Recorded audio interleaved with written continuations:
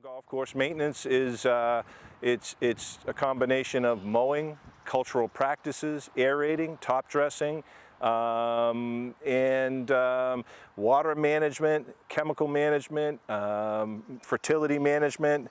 These are all things that go into the pot of making a golf course work traditionally. So it is a new day at Barnstable Golf. As we bring in the new season for 2019, we also bring in a lot of other things into the fold. Effective beginning of July, Barnstable Golf will start transitioning from a traditional mode of maintenance into an all-organic, pesticide-free mode. And we're in the process of embracing new protocols and new policies that the town has set forth. And it's going to be a very long transition, but at the same time, and it is a challenge, we're trying to embrace this and we'll put everything that we can into it with all means at our disposal to try to keep the courses in the same kind of condition and keep our standards to what people expect them to be moving forward. Traditional golf course maintenance is something that would embrace the components of proper mowing, proper fertilizing, proper application of plant protectants or pesticides, whichever you'd like to call them, as well as water, and applying that using integrated pest management programs, best management practices set forth by the state and the major universities, and always with an emphasis on less is more, and the environment is always the number one consideration when choosing a product to use. Well, I think that some of the biggest things are obviously traditional methods. If we speak about fungus that grows on the golf course in the course of the summer, the hot, humid nights lead to fungal invasions. Those are things that we need to take care of or we're going to lose significant turf. The same thing with insects. Most people put out some grub control to keep the Japanese beetle grubs out of their lawns. We deal with an entirely different host of fellas out here. You won't find them in their lawn. They're very difficult to control. But traditional maintenance, we would preventatively, looking at history, make applications to keep these buggers away. If our fertility isn't proper, if we're not giving the plant recuperative potential, the traffic on the tees, greens, and fairways, because we're maintaining them every single day, not like mowing your home lawn once a week or so at 2.5 inches or 3 inches. We're maintaining turf at a 1/2 inch down to 1/8 of an inch. And so with that brings a whole lot of host of different activities, one of which is doing everything you can to take stress off the plant and help it make it through the summer months without dying. Chris White, the director of golf maintenance, and I have been kind of on a whirlwind tour for the last month. We've met with university experts in the field. We have traveled to nearby golf courses that have aspired to be all organic. We've dealt with technical reps from major corporations all over the country.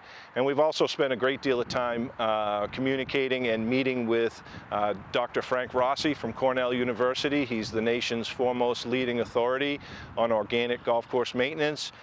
He's very heavily involved in Suffolk and Nassau counties on Long Island in their extremely stringent programs that they have down there. They're the toughest pesticide and fertilizer rules in the country. He's the guy that writes programs for them for the state of New York at Bethpage Park in Long Island.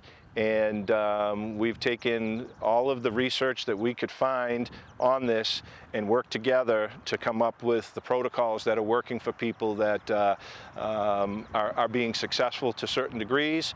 And we're going to be adopting these new protocols, which is going to take us some time. People need to be patient with the change. You're going to see some new and different things on the golf course.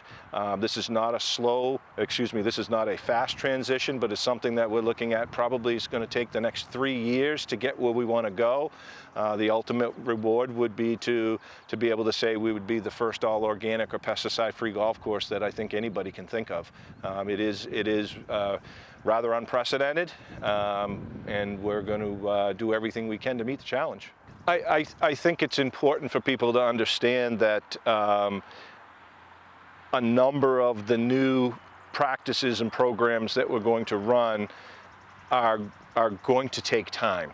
and that time is in the morning predominantly.